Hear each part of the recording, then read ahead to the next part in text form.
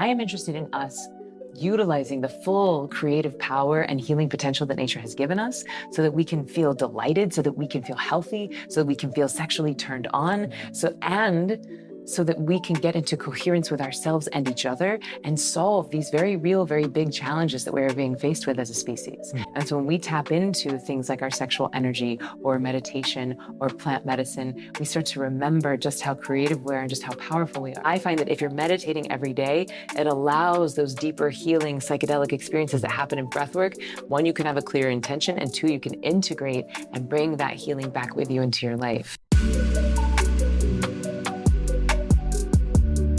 All right, everyone, I got a special guest for you, and I mean it, because we are going to go into some really, really powerful parts of how we can create so much of the life that we deserve. And I mean that. A lot of us believe that we don't deserve the life that we have. So I have a very special guest from New York, over here, right here in LA, Emily Fletcher. She's the founder of Ziva Meditation, Stress Less, Accomplish More, a best-selling book that you need to get your hands on right now, actually. Sacred Secret, an embodied manifestation tool. And we're going to go into all the topics from emotion, somatic, the science of meditation. We're going to go into sacred sexuality, how to use your sexual energy to actually manifest. I bet you haven't even heard about this. This is going to be some amazing, amazing stuff. Welcome to the show, Emily. I'm so excited to go into this. I can feel it's going to be juicy. You feel it intuitively. Oh, yeah. And you are intuitive. I am. And I feel it's going to be juicy too. We had some good off-air conversations, so we're really going to get into it. Can sexual energy change your life when you're tapping into it? I don't see how it doesn't.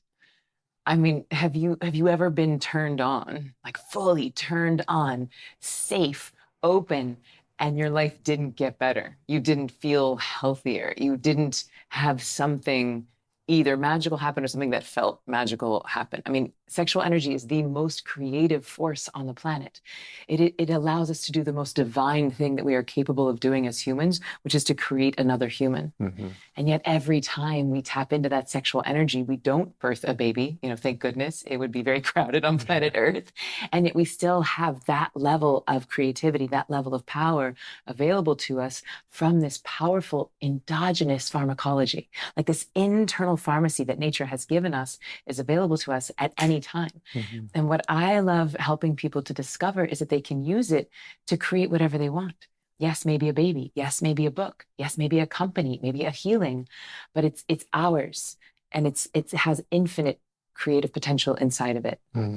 And we just overlook it and use it for, you know, sex, which we call sex, and just, or masturbation, and just getting it out, right? Like what we're taught in society is that we're not empowered with that sexual energy, and that there's so much potential for power, but we don't even know. Why is there such a disconnect between what we know about sexual energy and what you're saying?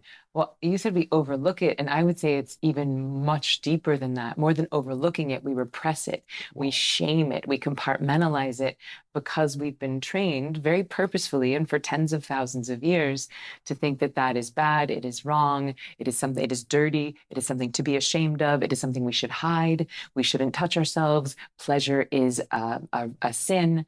These conditionings are deep, and they're very purposeful, and they are divorcing us from our own divinity. And when I say divinity, I mean the creative power inside of all of us. Just when we think of God, the creator, it's like, what does that mean? It means power to create, and we have that inside of ourselves. And so when we tap into things like our sexual energy or meditation or plant medicine, we start to remember just how creative we are and just how powerful we are. But the thing is that people who know how powerful they are very hard to control. And so there's been a very active campaign for tens of thousands of years to separate people from plant medicine, to separate people from things like meditation, and to separate us from that sexual energy and power. So it's not an accident that we think that, oh, if I masturbate, I'm going to go to hell, which, by the way, masturbation is a religious term, and it means to defile. That's why you hear people in the Tantra community saying self-pleasuring, because it can be one of the most sacred things that you can do. I mean, you can take yourself to God with a pleasure practice, absolutely. And yet we call it masturbate, which is a term that means to defile. Oof. And the words have energy, and we know that. Yes, you can feel it. To masturbate, it's like, oh. This is actually the first time I'm hearing that connotation, like the association. That's what it means. Yeah. That's incredible because, just the energy behind what you're doing when you're calling it Yeah, masturbation. versus like a self-pleasure practice. Right. I am going to bring pleasure to myself. And what I'm teaching is even helping people to use their pleasure to pray, which we can talk about in a minute. That might be a little too juicy to start. Yeah, we'll just do the little bit of foreplay before, right? Yes, We can't get in it yet. We ain't ready yet. We ain't ready yet. Thank you. But I'm still so fascinated by this disconnect.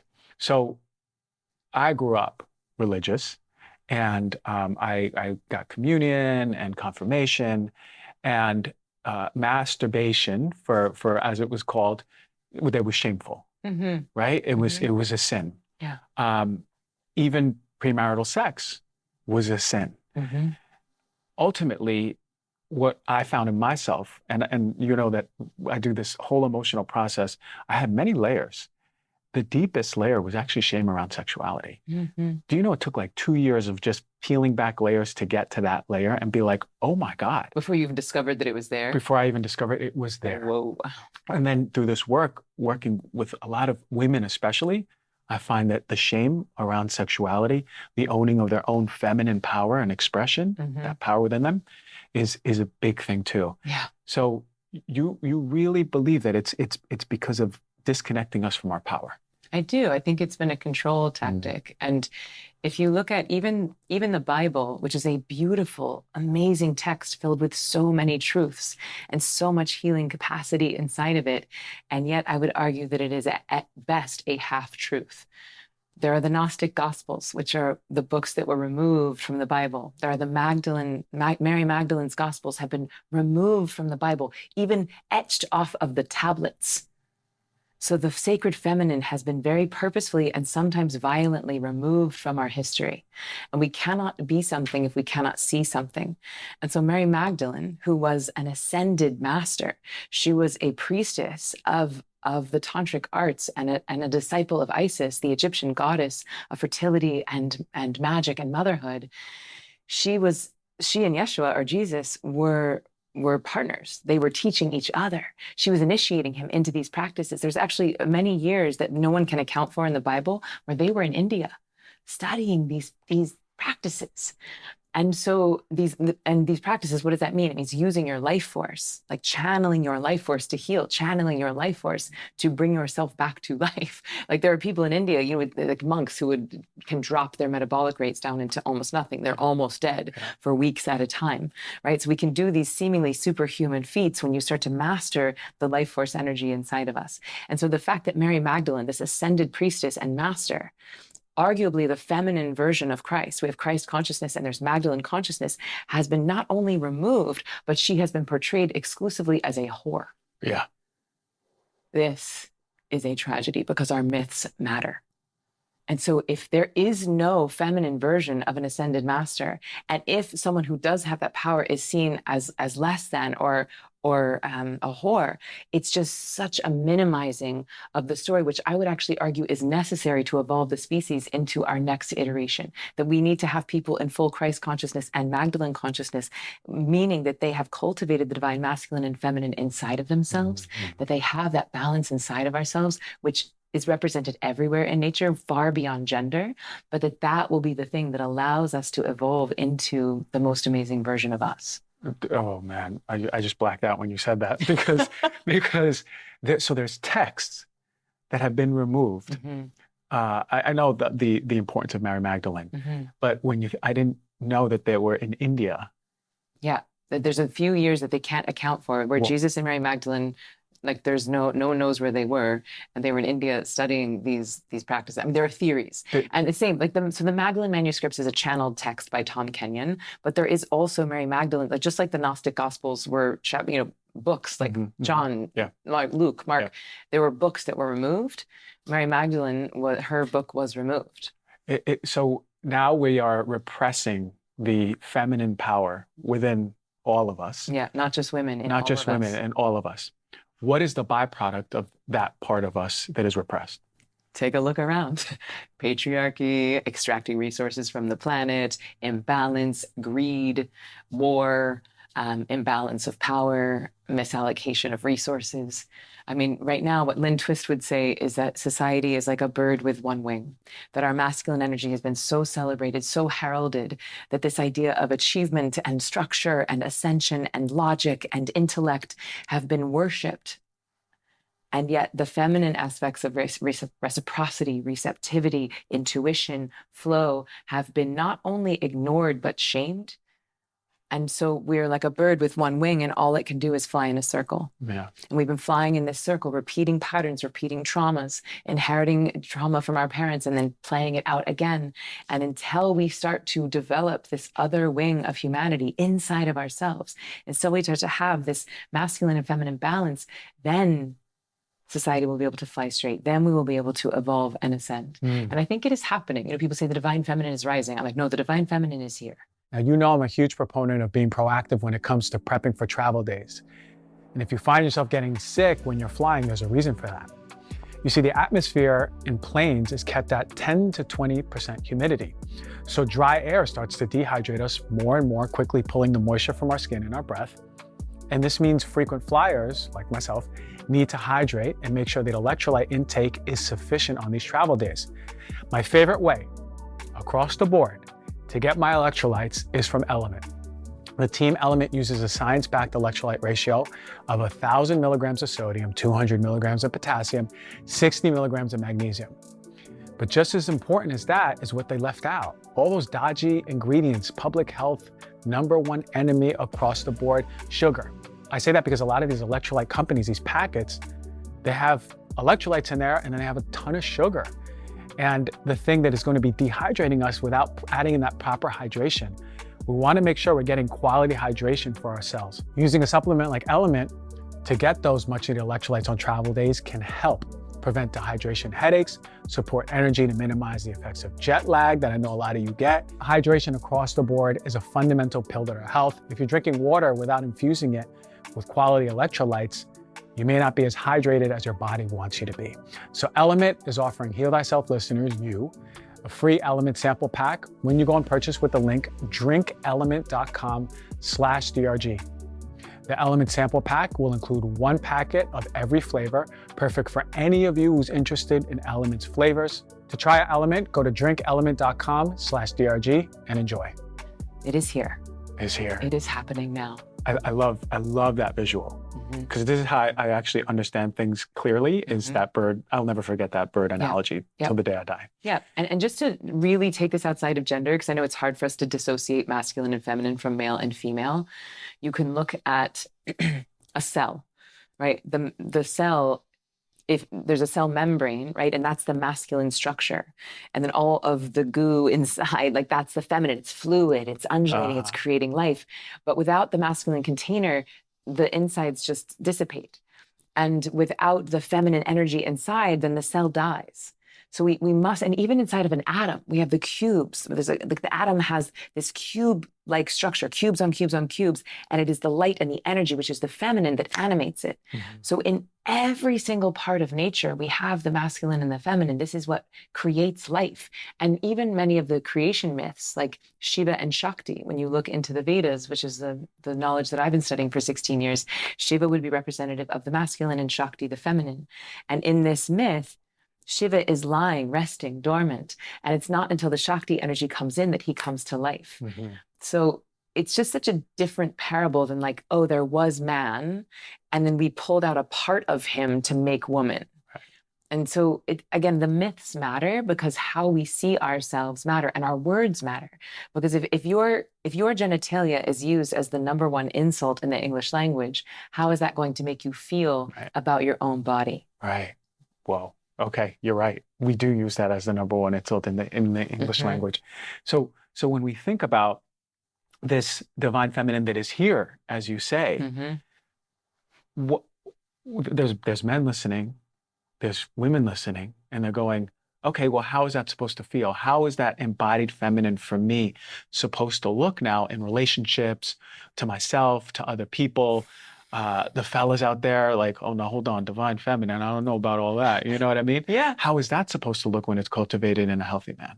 Yeah, well, even the fact that we have to mention that right now men listening might feel uncomfortable Right. tuning into their divine feminine, that is in of itself a byproduct of patriarchy, meaning that we have heralded masculinity as to be powerful, something to emulate. This is the thing that is good and expected inside of society. And if we were to cultivate things that might make us seem more like a woman, that might be embarrassing or shameful and that's misogyny, right? And we all have it baked into us. Women too, like we have, just like gay people have homophobia, women have inherent internal misogyny. And so this is not like men versus women. This is healed, healthy humans being smart and brave about extracting external conditioning so that we can live the healthiest, happiest lives available. I am interested in us utilizing the full creative power and healing potential that nature has given us so that we can feel delighted, so that we can feel healthy, so that we can feel sexually turned on, so that we can get into coherence with ourselves and each other and solve these very real, very big challenges that we're being faced with as a species. That's what I think will happen when we start to reclaim the divine feminine inside of all genders. And as we do that, the collective starts changing. Yes. And what the projection of what we see in the world as a projection of us begins to change. Yeah. Can we do that fast? I think so. And I think that we need creation energy or sexual energy in order to speed it up. Now we're getting into it. Yeah, we're going to get into it. But just to say, like, I want to say there's been a very few, but there have been matriarchies in human history. My best friend Layla and I, whose house we are, she is my best friend Layla. We're in my best friend's house. Like, I got initiated into so many practices in this place, this place feels like a temple to me. Yeah. So I feel so grateful to be here. But my best friend Layla and I went on a priestess pilgrimage this summer to Greece. We went to Eleusis and Crete and Delphi. And Crete is one of, when it was a Minoan civilization, it was a matriarchy. And it's hard for us to understand even the idea of matriarchy because all we know is patriarchy. So when we think matriarchy, we think reverse patriarchy. We think, oh, only women are in power. Yeah. But that's not what actually matriarchy is. It's an equal representation of power. And so just like people think, oh, like reparations, or if we start to undo racism, it means that like Black people would do to white people what we have done to them. And it's not actually true. It's not what anyone wants. It's not to reverse the abuse. It's not to reverse the trauma. It's that we start to heal the trauma and then step into a more egalitarian, a more balanced society. Yeah. Well, this is what, I mean, something's happening, right? Like, I don't know, for the past 10 years, I felt like there's a boiling point coming, and there's shifts that I've been seeing individually in people and parts of the collective. At the same time, there's been a lot of turmoil that's been bubbling over too. Yeah. But I think it's because there's like you said, the divine feminine is here. Well, I think that the systems that have been built on unsustainable ideologies are starting to crumble. Yeah. And I think that as those things that we have, for better or worse, even if dad is crazy, even if dad's an alcoholic, we'd rather have dad in power than nothing. Like, we would rather think that there's some evil empire that's pulling all the strings versus just like human idiocracy. Right. Right. Like, we do. It's actually easier for us as humans to think that like there's an evil person in charge than like, oh, nobody knows what's going on. Right. That's scarier. Yeah, that's scarier. The unknown. Yeah, like it's scarier to be an orphan than it is to have an abusive father. And so right now, what's happening is that these systems that have been built on unsustainable ideologies are starting to crumble, and that will be scary. Like, I think we're going into a few years of potential real intensity. And so it's like, I think that's why all the healers are finding each other. I think that's why we're shining each other up. It feels like this mycelial network of light workers is getting stronger because we are going to need each other going into the intensity that we're about to face as a species. And I don't even judge it as good or bad. It just feels like the necessary destruction that will make way for creation. Yeah. Yeah, and which needs to be, right? Yeah. That's the flow. That's the energy, destruction, creation. And so our job, like according to the Vedas, there's no such thing as good or bad. There's just creation, maintenance, and destruction.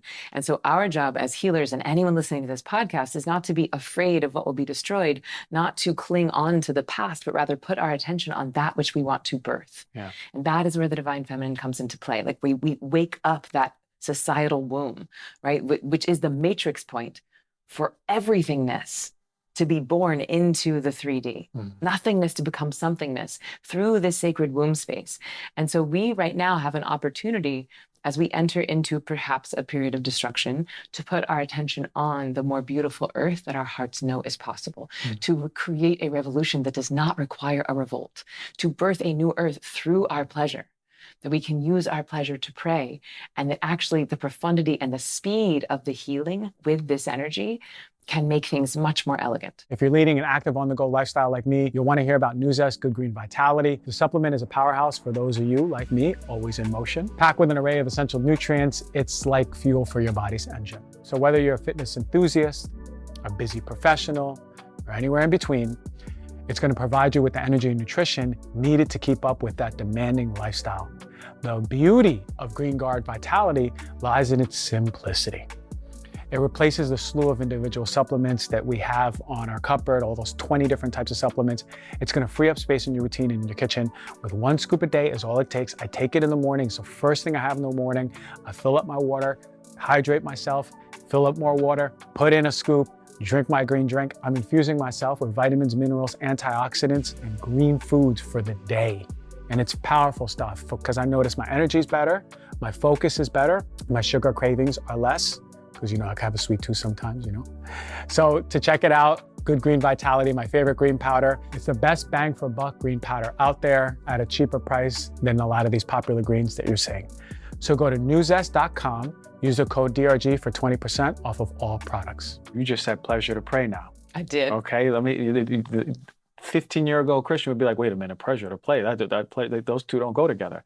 but pleasure and prayer actually do go together. Yes. And how? What is the power behind the pleasure and prayer? Well, if you look at like a big revivalist church of almost any denomination, right? People go into these ecstatic states, speaking in tongues, being hit by the Holy Spirit, I love that. Singing in harmony. Like there is an upward spiral of energy that gets created in almost any I'm gonna use the word good church. Yeah. A church that knows what it's doing. The one that I would go to. Yeah. I grew up Southern Baptist, right? So I'm from Tallahassee, Florida. I grew up Southern Baptist. So we can talk about that later. But there is an ecstatic force that is created that can connect us to our own divinity. And when we do that in groups, the channel gets bigger. It's like the antenna gets stronger.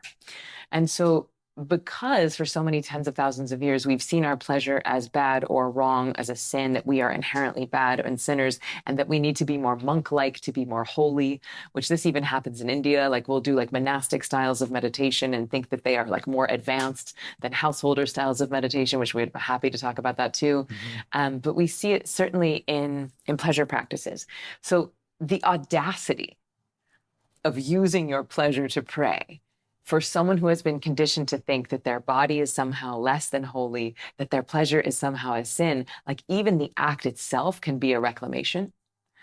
And then in that reclamation, so much shame, so much conditioning goes away. And that is purifying the channel.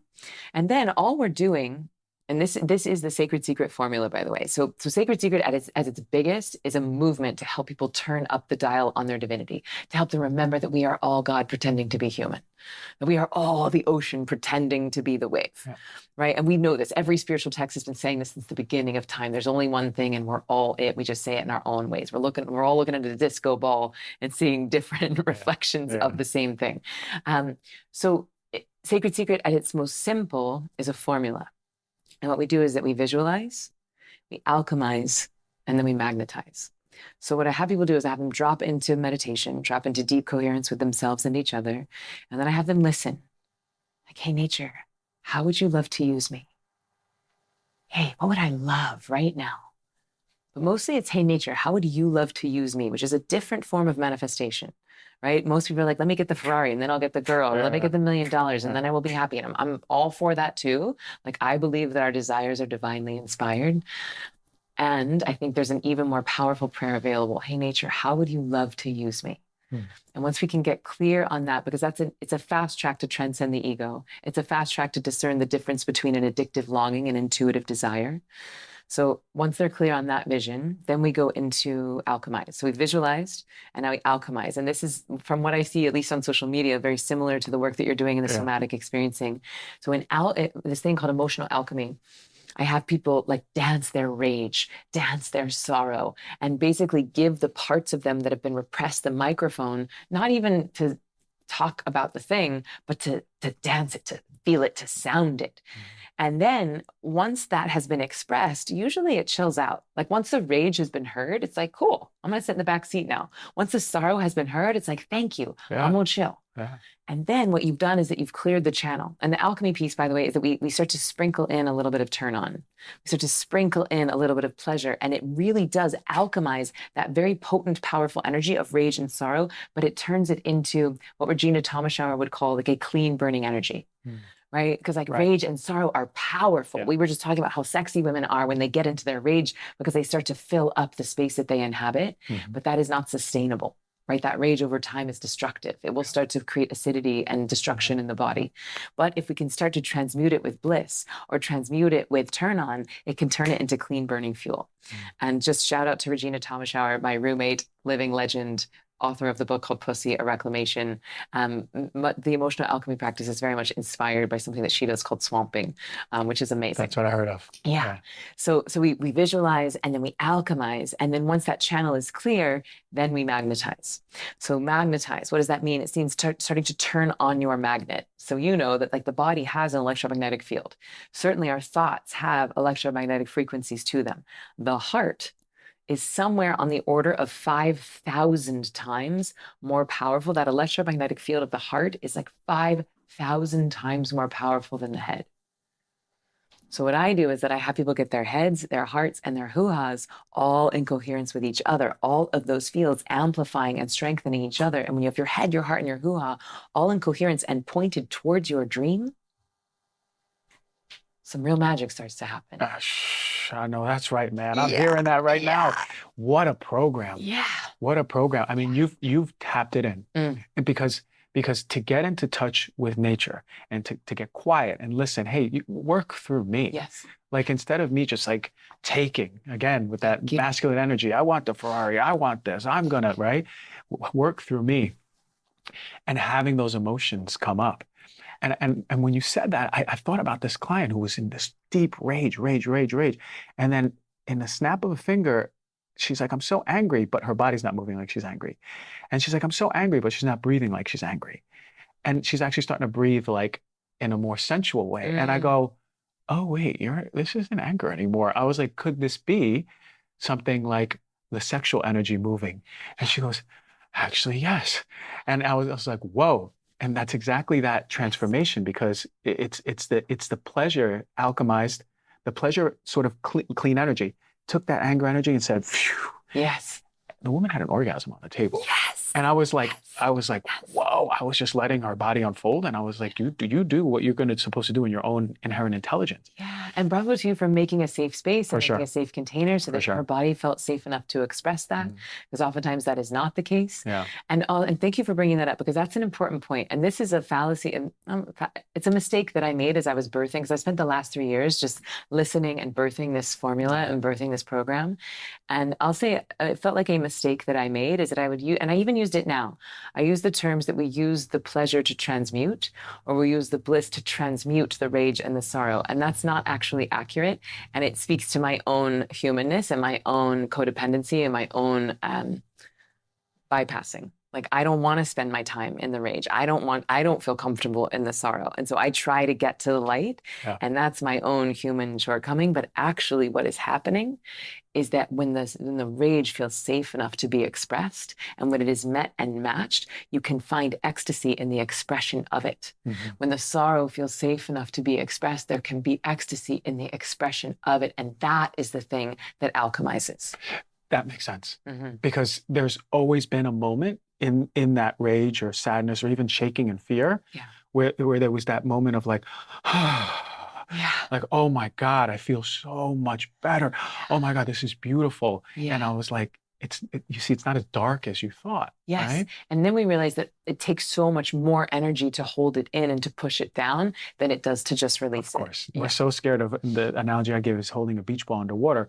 We're so scared to see that beach ball fly up. Yeah. But then our arms are just like so much, oh my God, I was holding up so Yeah. much. And you could do this forever. Like it would And you just could do forever. suck your energy, suck your energy. Now when I discover new traumas, I feel like I'm playing a video game and I'm like, oh good, a new trauma. Right. And I feel like I get to eat the mushroom and it makes me have like superpowers, like Exactly. because I'm now have the tools to be able to love it into integration, to love it into wholeness. And I'm not judging those traumas as bad or judging myself as less than when I discover them. You all know I prioritize pure and high quality ingredients. I am always researching to make sure I'm reducing my exposure to the contaminants, especially in anything that I'm taking daily. Very important. When it comes to omega-3 oils, listen to me. I cannot be more clear. Omega-3 oils are some of the most contaminated products across the board. It's because they can oxidize and become rancid very quickly. On top of that, the sourcing can come from poor quality manufacturers.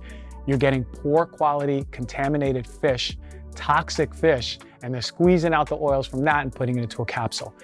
If you're taking fish oil, which a lot of us I do highly recommend because a lot of us are low in omega-3s, most of Americans, then you gotta get a quality one. That's why I take O3 Ultra Pure Fish Oil from Peori.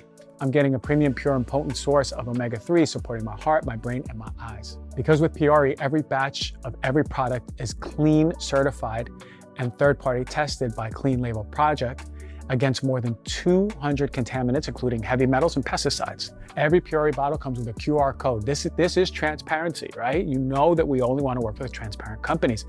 Every bottle of Peori comes with a QR code with specific test results. That's super rare. You don't see many companies do that. And again, I'll say it. When I was in practice doing nutrient testing on almost every patient that I had, almost every patient had really low omega-3s, really high omega-6. And it's because a lot of us are not eating enough omega-3 rich foods. So fish oils is one of the quickest ways to start replenishing back that balance between omega-3 and omega-6, reducing inflammation in the body and putting your body in a more antioxidant rich, calm state. Now, right now, Peori is offering you, the Heal Thyself listener, 20% off of the O3 Ultra Pure Fish Oil and all the great products. You get 20% on top of already discounted subscription price with my code, which totals to almost a third of the price. Get this offer now. Go to Peori.com and use the promo code DRG.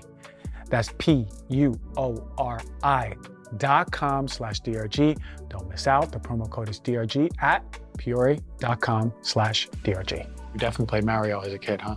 I did. That's like the one video game I ever played was Super Mario Brothers. I bought myself a Nintendo. It was the first thing I ever bought with my allowance. The best game. And the Duck Hunt. Did you play the Duck Oh Hunt? yeah, Super Mario Brothers Duck Hunt. Okay. But I feel like I'm way older than you. No, I'm 40, almost 40. I'm 40. I'll be 45 next month. Okay, well, Yeah. we were still around the same. I guess, you know but what I feel mean? like 5-year video games is like a... Yeah, that's a whole nother thing. Okay, but I'm glad we're But the same Duck Hunt was the one Nintendo with, generation. with that damn dog, teasing you. Yeah, you didn't get laughing at me when I keep missing. Yeah. But I think I'm a very good shot because of Duck Hunt. Whoa. Yeah. Okay. All right. All right. So the last part of this sacred practice is that the embodiment connecting to your sexuality, the divinity within you. Yeah. And how do people feel when they're finally realizing like, whoa, I just moved through this stuff. What does that embodiment feel like? Whew. Well, I've actually gotten really accustomed to asking large groups of people how they feel after they orgasm. I'm like, just shout out some words. Like last time you had an amazing orgasm, how did it feel afterwards? And usually I hear connected, blissful, pure, open, holy, calm, divine. I very rarely hear like shameful, dirty, wrong, bad. And so what we do in the actual pleasure prayer practice is that, once they've held the dream and they've gone into a 5 senses reality of it, then we start to build the pleasure. And you can do this, by the way, in a very PG way. Like if I'm on stage at like a conference of CEOs, I'm not going to have them touching themselves yet. Maybe one day, but not yet. Let the consciousness shift just a little bit. Exactly. We're not there. I'm not ready to get burned at the stake just yet.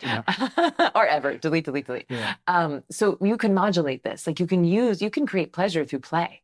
You can create pleasure through breath work. Like there's a million different ways to build this creation energy in the body.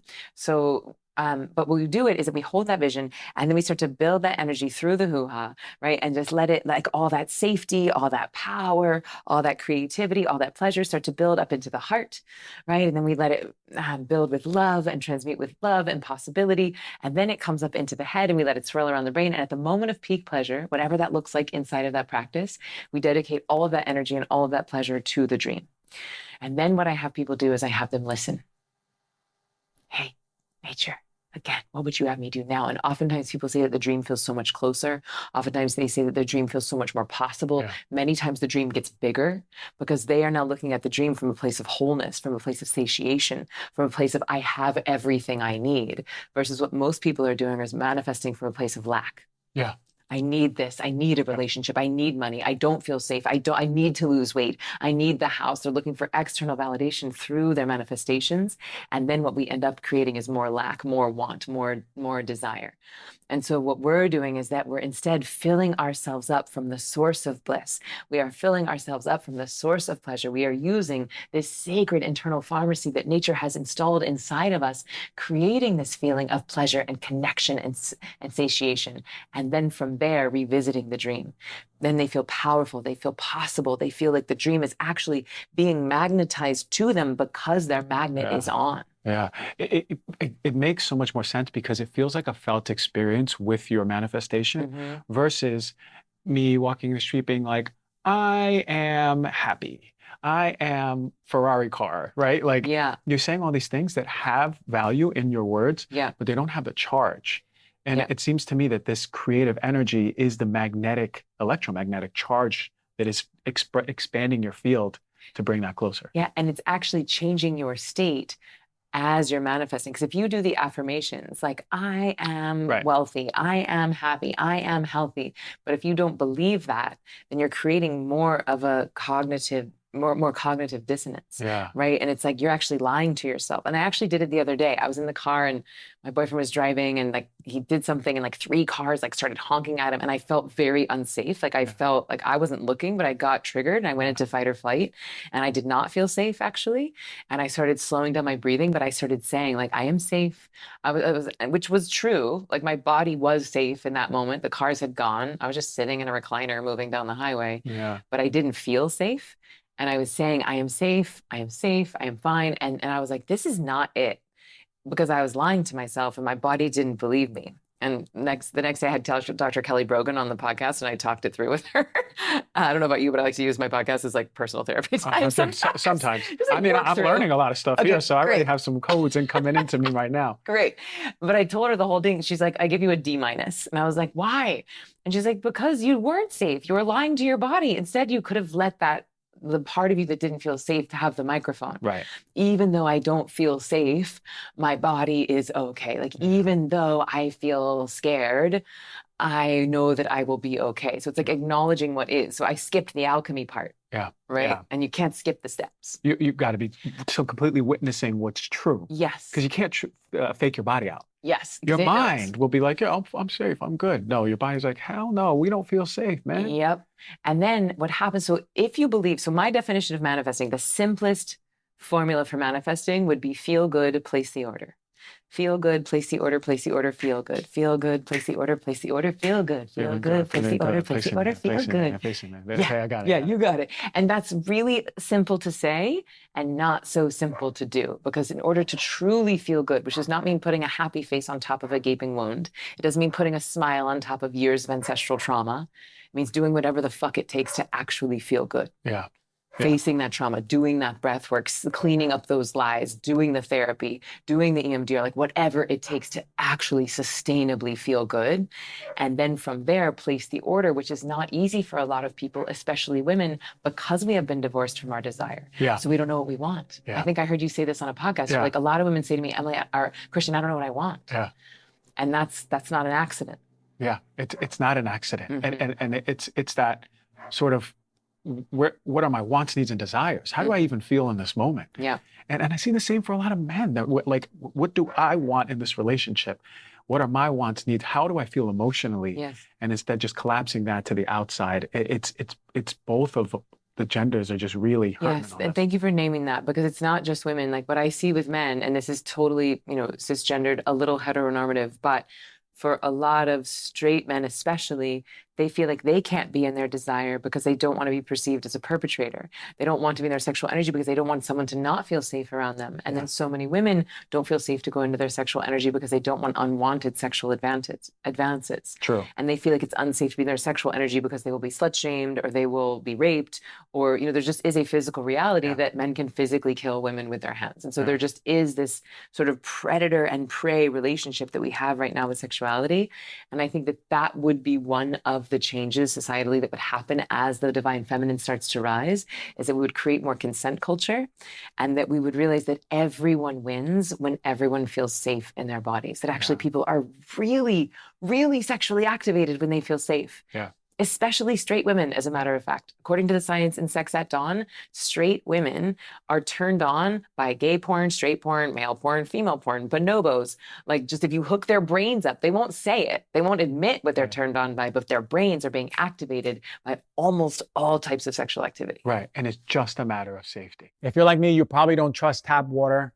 I got trust issues, and tap water is at the top of the list. Not having safe, clean water is the last thing you want to worry about. But unfortunately, according to the extensive research done by the Environmental Working Group, 3 out of the 4 homes in America have harmful contaminants in their tap water. That is why you got to check out AquaTrue. AquaTrue is my favorite purifier. I've had mine for 5 years now. It's a 4-stage reverse osmosis purification process, and their countertop purifiers work with no insulation or no plumbing. It's right on your countertop. You have nothing else to do. It removes 15 times more contaminants than ordinary pitcher filters and are designed to remove chemicals like PFAS in your water supply. That is the forever chemicals that are one of the nastiest chemicals that are in existence right now. In addition to drinking water, you can use it for matcha, tea, coffee, your cooking needs, boiling pasta, boiling veggies, making stock soups. The other day I made chickpea pasta and I filled it up with the AquaTrue water, and I use that because I wouldn't touch the tap water. And for me, I'm a little bit of a water snob. I know immediately when it's coming from the tap, immediately when it's coming from reverse osmosis. You can taste the difference for sure. When it comes to water filters, AquaTrue is the top of the top. When you order, it comes with a 30-day money-back guarantee, which makes it a great gift. And today, you, the Heal Thyself listener, you're gonna get 20% off of any AquaTrue purifier. Go to aquatrue.com, that's AQUATRU.com, enter the code DRG at checkout. That's 20% off you're getting from any AquaTrue water purifier when you go to aquatrue.com and use the code DRG. And I think one of the best practices in relationship is the man knowing how to feel safe within himself to be able to show up like that for his partner. Yes. And this is something that's lacking in relationship dynamics so much. Yes. Is because the man doesn't even know what he's holding inside. And women feel that lack of groundedness, that instability, that chaotic energy. And until that happens, man, there's going to be that disconnect. And I've seen it. And I've been firsthand in those relationships. Yeah. So how do you help men to get more grounded and get out of that chaotic energy? The emotional stuff. I actually think the thing that is keeping a man in that emotional turmoil or that turmoil is the repression of a ton of sadness, ton of grief. Yeah. I think men have more permission to be angry. Yeah. But the permission to be sad and cry and all those conditioning things that they've been told throughout their lives from parents, society, and movies and machismo, whatever it is, it has held back. It's like this personality that I am is the version of me that is most loved and accepted by society. Yeah. Therefore, I'm not going to cry. And I actually think that until most men face and witness that pain of sadness, usually for a lot of the time for a big father wound that they have, when it comes out, then all of a sudden they feel more grounded in their body. And by virtue of that, there's better grounding in the relationship. Sex gets better, communication gets better. It's our responsibility as men to face that, to be better men. And then what that does is if we have daughters, especially, there's a deeper emotional connection, and sons, but a lot of women I see, they say, yeah, my dad was there. He provided, he was so sweet, but like, I feel like I couldn't like sit with him and be like, Dad, I'm going through something and I'm really in pain, because they wouldn't be able to hold that. Yeah. That's the cycle that I see in the father wound and the daughter. Yeah, it's like none of us have been taught how to feel our feelings, Yeah. and just the outrageous ripple effect of trauma that happens as a result of that. We don't know how to hold ourselves. And if we don't know how to feel safe with our own feelings, then how on earth could we hold space for someone else? Yeah. And that's why I feel so passionate about this work. And I'm sure you do too, about the somatic work that you're doing, Yeah. because you see how fast it is. You can see generations Right unwind in in front of you. one breathwork session. Exactly. Exactly. People wake up and like, oh my gosh, my great grandmother was raped. And every time we do breath work on these retreats, there's always like a maternity ward. There's like a whole section of people birthing themselves, rebirthing their children, Yeah. rebirthing their aborted babies, their miscarriages themselves. And it's wild. I actually, this one story, this was a man, he was mid 40s, straight, white, male, cisgendered, never done any of this work before. We do breath work. He sits up and he's like, well, I was a firefighter from Miami. And he's like, well, I found my energetic pussy and I liked it. He's like, and then I felt what it was like to hold my to carry my unborn daughter. I Wow. mean, like as a pregnant person. Wow. And I was like, ladies and gentlemen, this is what the crumbling of the patriarchy looks like. It has nothing to do with destroying anything. It is giving people a firsthand, visceral, felt sense of the profundity of femininity. Yeah. That will be the thing that allows us to celebrate it inside of ourselves, that allows the father to feel safe enough to cry with his daughter, Yeah. that allows the husband to feel safe enough to cry with his wife, and to not buy into the bullshit conditioning that crying makes you a pussy, that crying Right. makes you weak, Right. that actually the tears that are coming out are healing mechanisms. It's releasing toxins out of the body, and right behind it is bliss chemistry. Bliss exactly. There's always the joy. Yeah. And that's it. The repression and emotion is holding back that potentiality of like what it means to be fully you and human, right? An expression of, like you said, the divine, the full authentic, I call it authenticity, the expression of you, the divine self. The femininity in the context of men, big thing I see also is the sensuality. A lot of men are disconnected from their sensuality. So I'll do these events, and when there's the dancing, I'll cue into the men and I'll look and I'll be like, okay, because we have multiple sessions for dance. And the first one, all the men, their hips are like Tin Man. They do not want to move their hips. Yeah, they're here, but they're kind of like bobbing their head and they're like, okay, I'm gonna kind of get into this. Meanwhile, a lot of the women, this is just generally speaking, are just like flowing and they're dancing. And I'm like, okay, they're in it. At the end, it's so beautiful to see the men connecting to sensuality, to their hips, to their movement, to being like, oh, as a man, I can move like this. And this is really beautiful. Yes. And whoa, I feel like so much lighter. This guy comes on, he said, I haven't felt so like just grounded, but soft, grounded, but he kept saying grounded, but soft, because he came in like the Tin Man, like just, all this protection. Yeah, because like too much masculinity would make us brittle. Brittle. Right? It's like just structure. It's just the container. But if the light isn't coming in, if the energy isn't coming in, if the flow isn't coming in, it's that old adage that the tree that bends but does not break is the strongest. Yeah. Right? But the tree that is so big that it breaks, and that's an imbalance of masculine and feminine. So thank you for doing that work. And thank you for doing your work. I'm already going to come to one of your events. You Come already on, we know. I'll did fly Costa out. Rica. Costa Rica. Yeah, I never be even my been. guest. I'm ready to go. Oh, it's like Listen, heaven on earth. Jungle Boy Mowgli Christian is going. Come on, I Barefoot would and love to everything. have you, and I want to come to one of your events too. 100%. Okay. But I want to go back to this manifestation piece, because this is something that I've really spoke about on this show. Not enough, but it's real. But you say you have this formula, right, of just connecting. It's like you have to be able to feel it when you make that proclamation. Mm-hmm. What about money? People have so many different connotations with money growing up through society, parental conditioning, that we go, I'm ready to make all this money, but it just never happens. What is holding us back as a society, as people, from making money? Great question. Okay, so we look at it energetically. Money and sex are in the same energy center in the body.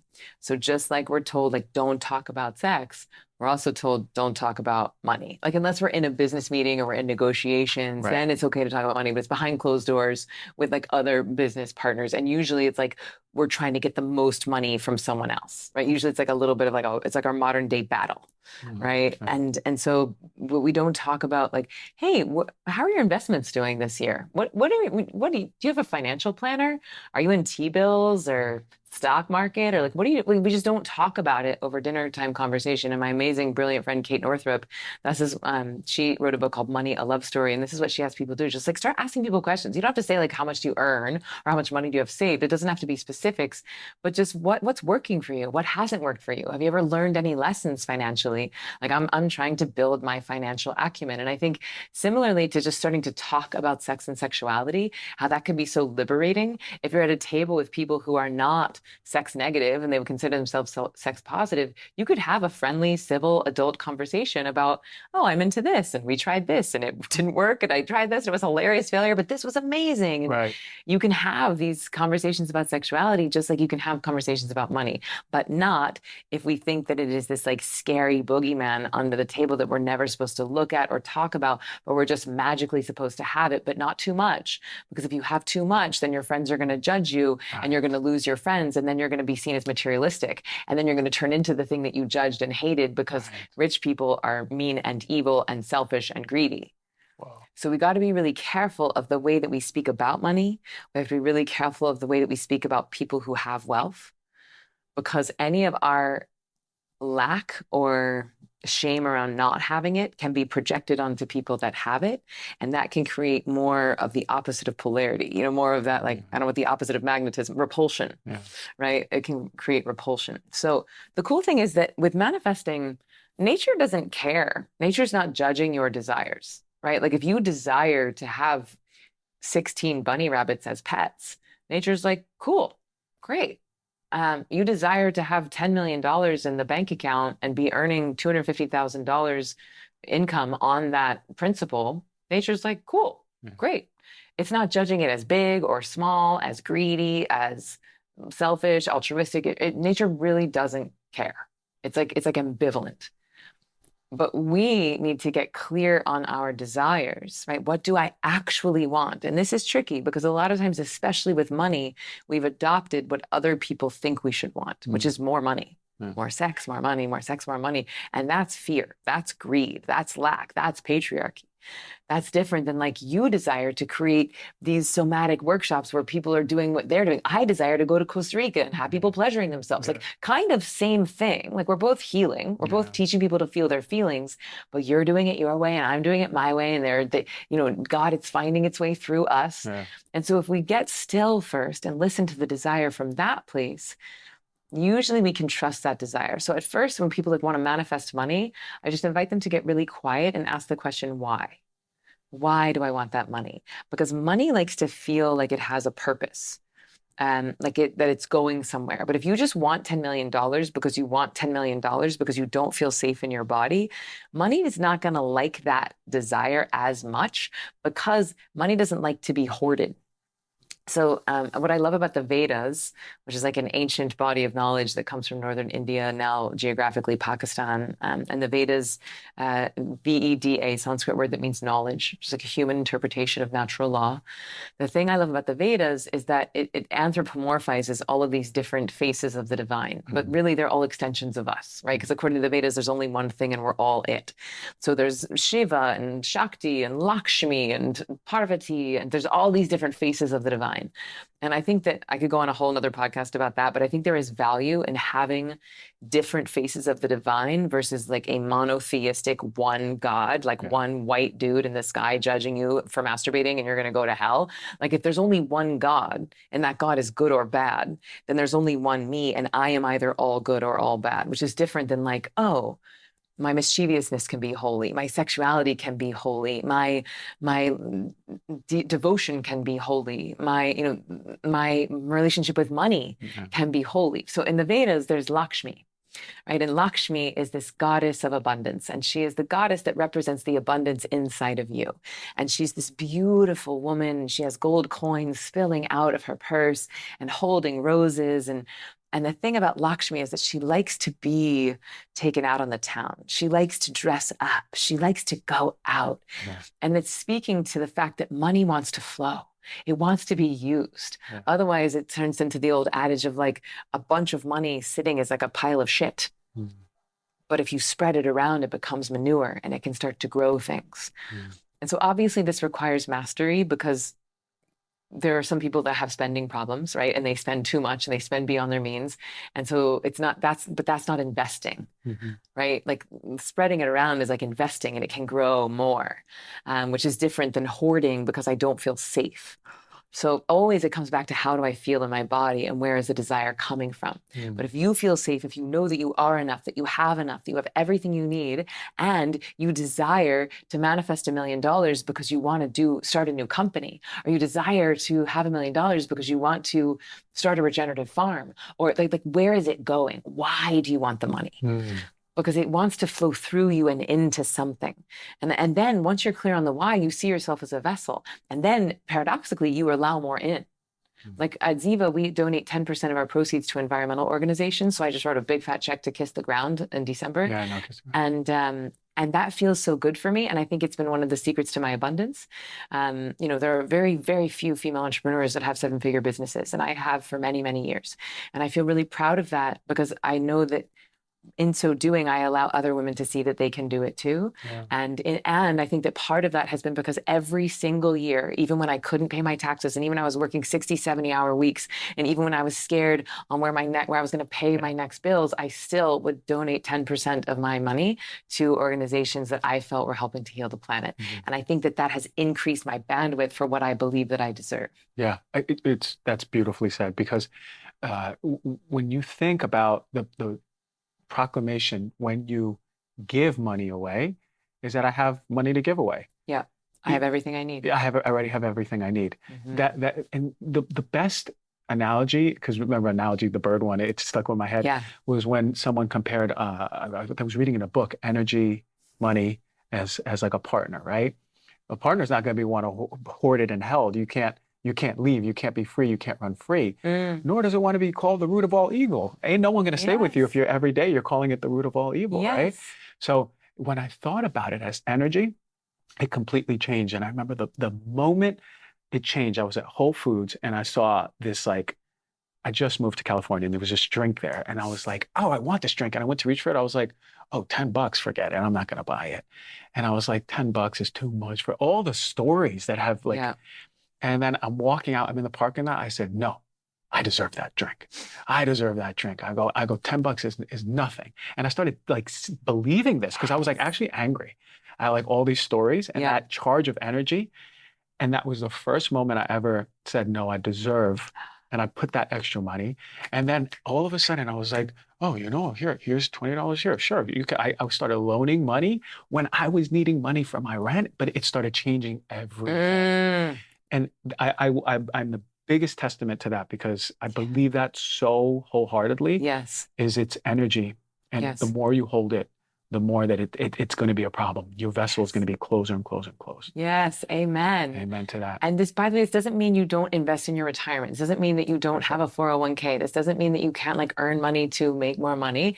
But it's that lack mentality. I don't have enough. I don't deserve this drink. I have to skimp. I have to scarce. I have to deprive myself in the now for some payoff in the future. So then this begs the question, what about people who have accrued a lot of money, but holding it like Scrooge McDuck? They're holding it.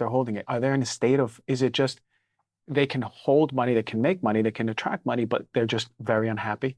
So when I was in practice, what I noticed is that there weren't a lot of companies out there that were really focused on providing for better maternal and infant health outcomes.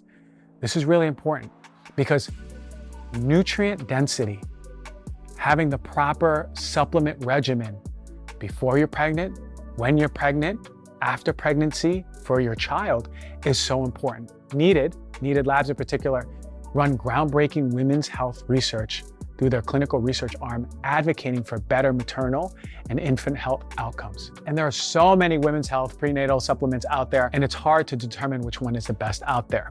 But Needed offers products that are formulated by experts in women's health, and they are backed by clinical insights from over 4,000 practitioners. You heard me. Right? This is research and practitioner-backed products. Their products offer forms of nutrients for your body that you can actually use. Dose at optimal versus bare minimum levels. Go look at a bunch of prenatals out there. Just research it. Look at the back. Look at the levels of vitamins and minerals you're getting. I promise you, the majority of them out there are going to be at a bare minimum. Compare them to needed and notice how rich needed supplements are. And they go above and beyond with their third-party testing. You know how important it is to have quality, pure supplements when you're pregnant. So they ensure that every batch is a safe product. Needed offers radically better nutrition for women from conception to pregnancy to motherhood and beyond.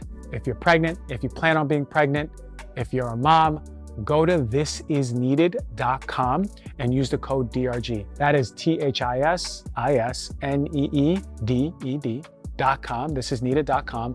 The code is DRG. You're going to get 20% off of your first month of Needed products. Thank you, Needed, for your quality products, and I hope you enjoy. I think it depends. Like I've worked with a lot of those people. Like I've taught some of the richest people on the planet to meditate, and one of them was an extraordinarily wealthy woman, and she called me because she was dying from stage 4 cancer. You know, we talked about this earlier before we started rolling. The cancer is loneliness. It's like the cell gets lonely, and so just because you have a lot of money does not mean that you've healed your trauma. It doesn't mean that you have, you know, healed your emotional stuff. You know, some people come into it. And I have seen that some of the most unhappy people are the wealthiest people. And I've seen some of the happiest people, you know, not have much money at all. I think there is a study that says that up to $50,000, your happiness is very much dependent on your income, because this basically means, are your basic needs being met? Yep. Okay, do I know I'm going to be able to feed myself and my family? Do I know I have a place to sleep at night?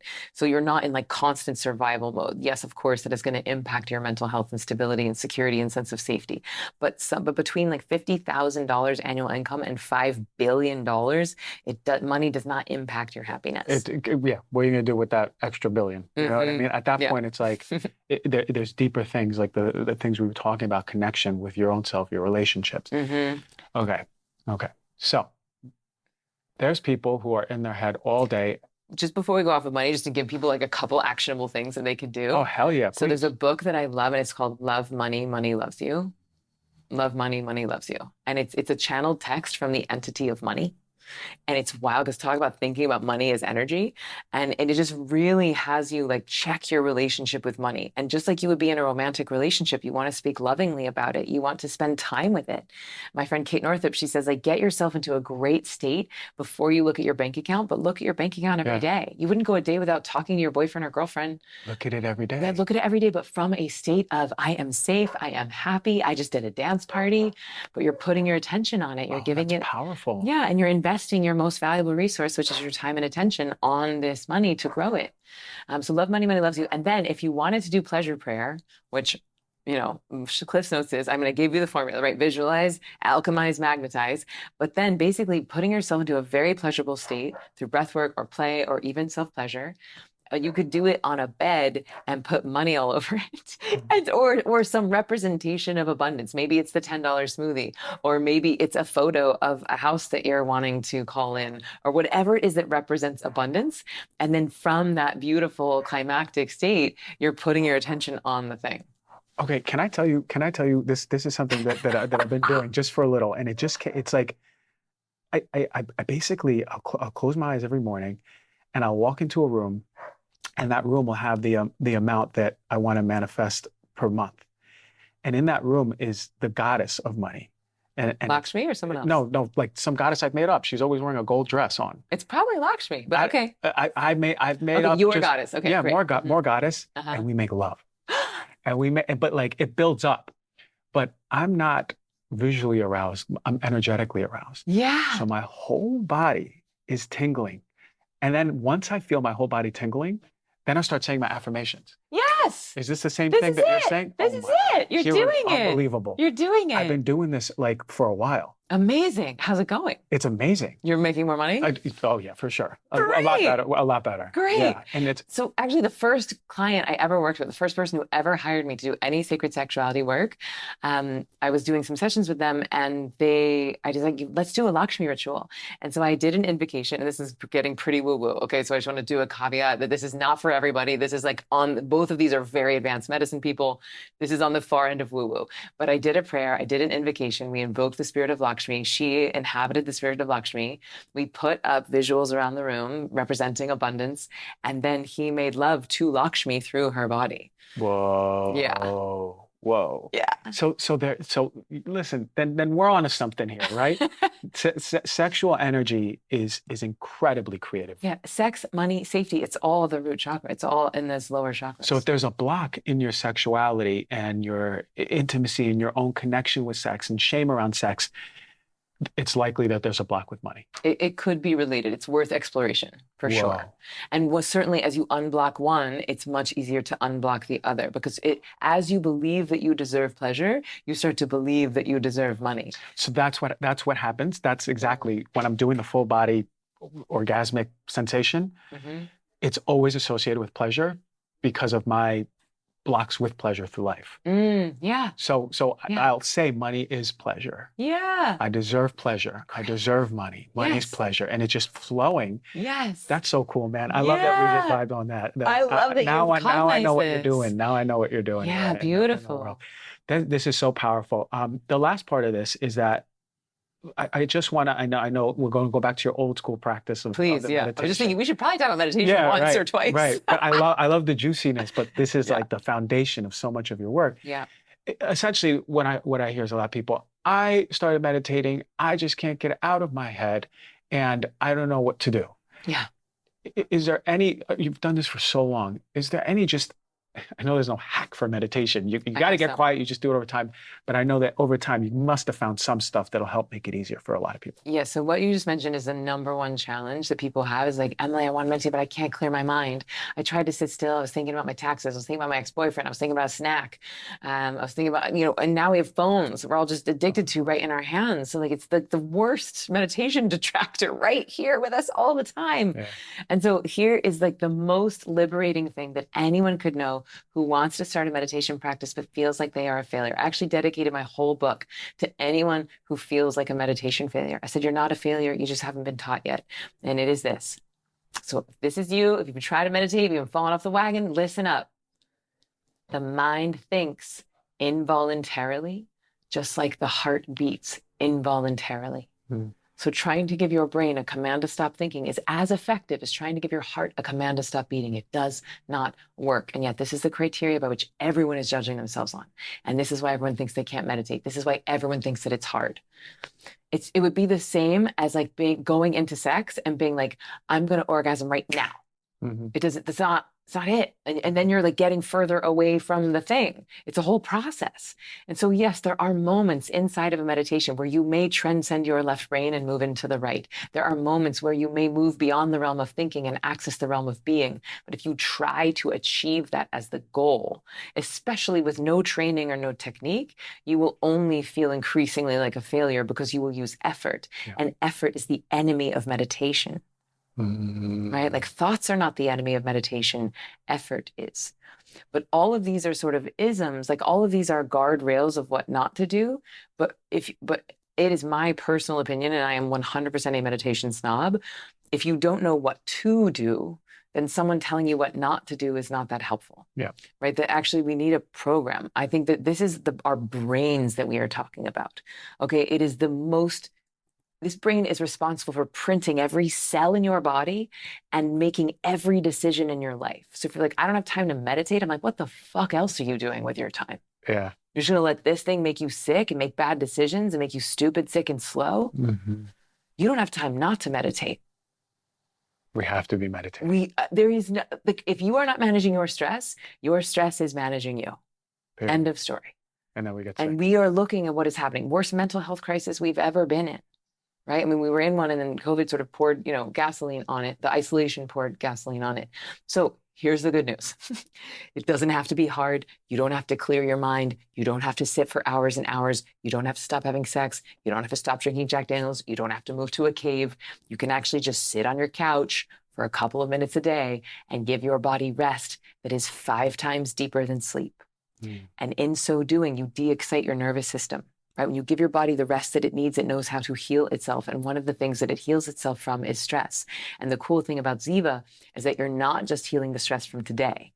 It's not like, oh, my boss yelled at me and I went to the gym and went for a run. It's not just getting rid of the stress from today. When you de-excite your nervous system and give yourself that rest and create order in your cells, all of the accumulated stress from our past can start to come up and out. And that is why meditators report I feel so much more energy. I have so much more productivity. I feel like I have more time in my day. Oh, my sleep is so much better. My sex drive is so much better. My immune system is so much stronger. It feels like this miracle drug. And it's like, well, how can meditation be doing all these different things? But the question we should be asking is, how does stress mess so many different things up? Right? We go into stress, body's trying to kill a tiger, body's trying to fight a tiger. We get acidic, right? Our digestion stops, our vision narrows, our immune system goes to the back burner, which is fine for a minute, right? Like hormesis is a thing, acute stress is fine. But decades of low-grade chronic fight or flight is fucking killing us. Yeah.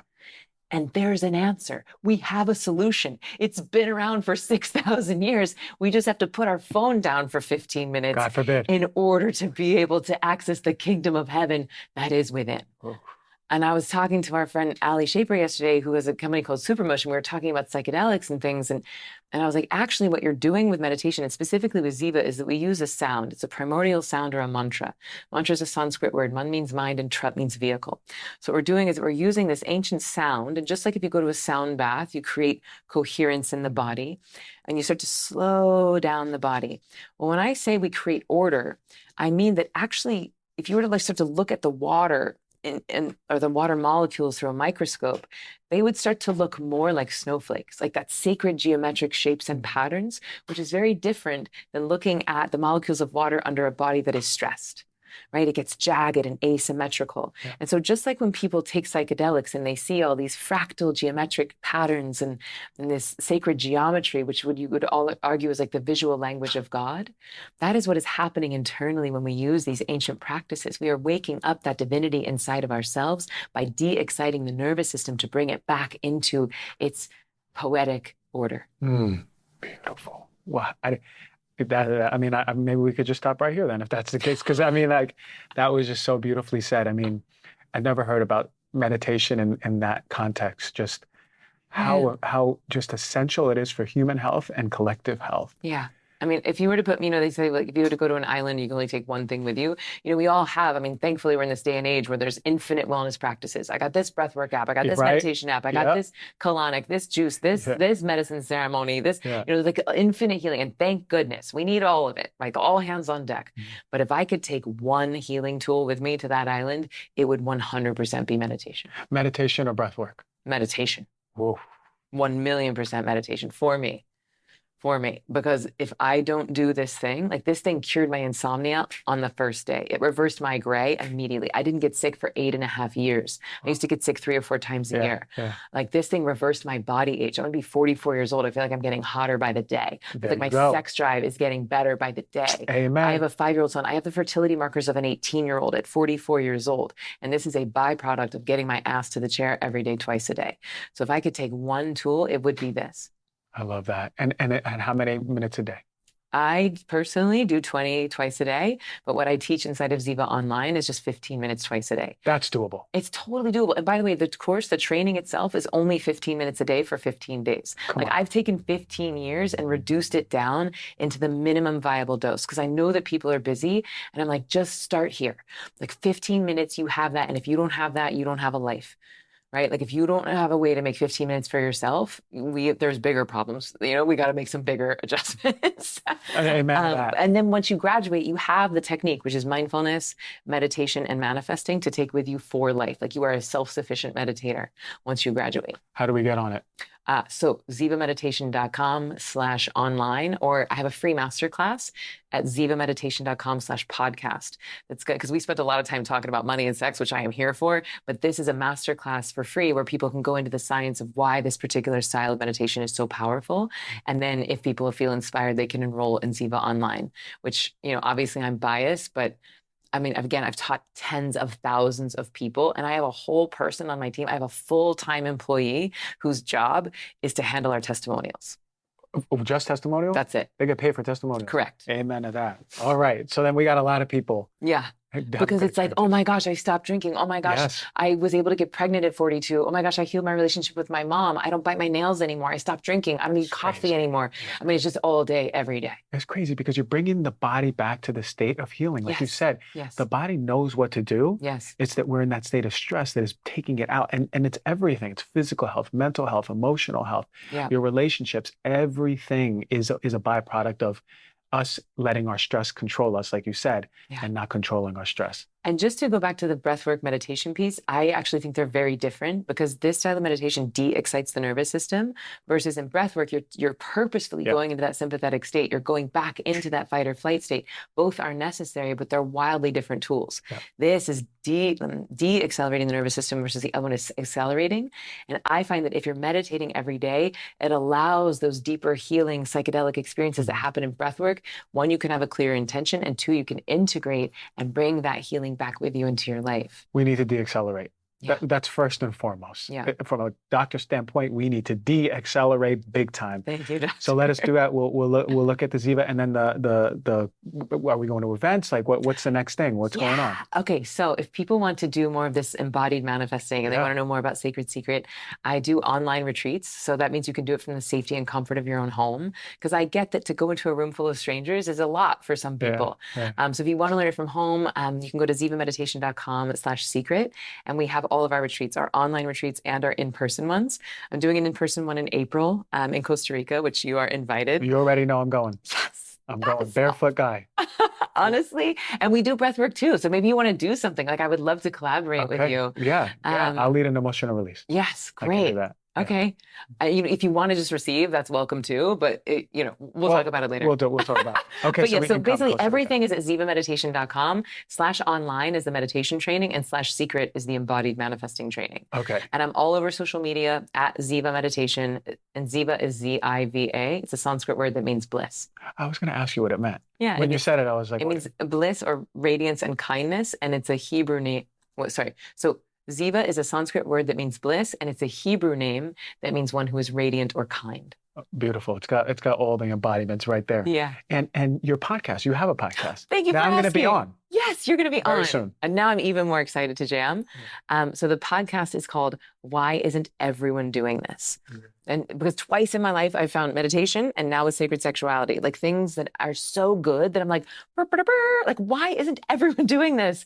And so I like to bring on brilliant people like yourself and say, hey, what is a thing that you found that is so good that you want to shout from the rooftops? And I get people to share about that. I love that. Okay. So everyone listening and viewing, go check out all those resources. I can't even stress enough how important it is to de-accelerate your nervous system, to get in touch with the sexual energy, to know that you deserve, it's our God-given right, to feel good in our bodies, to attract all of that which we want. And we have solutions right here. Re-listen to this podcast. Send it to someone you love who needs to listen to it. Thank you for your wisdom, your embodiment, your purpose, what you're doing in the world, your gifts, your ability to just, I was so engaged this whole time. I was like, whoa, I need to start doing all of this now. So I'm inspired.